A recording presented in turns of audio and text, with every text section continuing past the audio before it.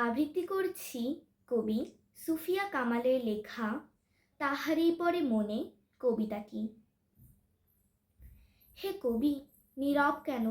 ফাগুন যে এসেছে ধরায়, বসন্তে বরিয়া তুমি লবে নাকি তব বন্দনায়?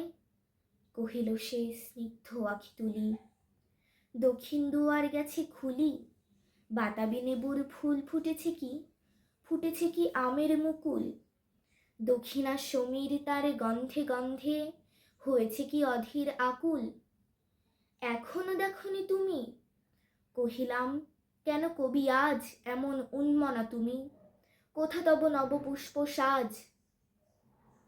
কহিল সে সুদূরে চাহিয়া, অলখের পাথার বাহিয়া, তরি তার এসেছে কি, বেজেছে কি আগমনী গান, ডেকেছে কি সে আমারে? শুনি নাই, রাখিনি সন্ধান। কহিলাম, ওগো কবি, রচিয়া লহনা আজ গীতি, বসন্ত বন্দনা তব কণ্ঠে শুনি এ মোর মিনতি।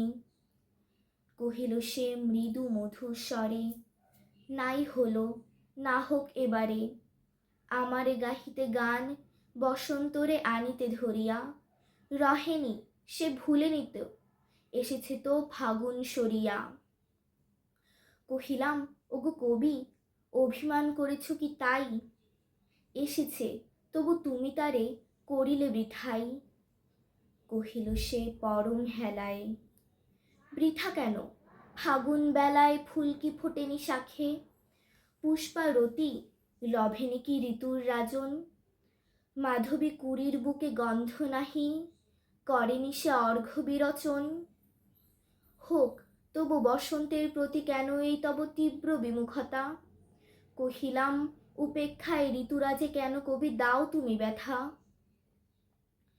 কহিল সে কাছে সরিয়াসি, কুহেলি উত্তরিতলে মাঘের সন্ন্যাসী, গিয়াছে চলিয়া ধীরে পুষ্পশূন্য দিগান্তর পথে, রিক্ত হস্তে তাহারই পরে মনে, ভুলিতে পারি না কোনো মতে। ধন্যবাদ।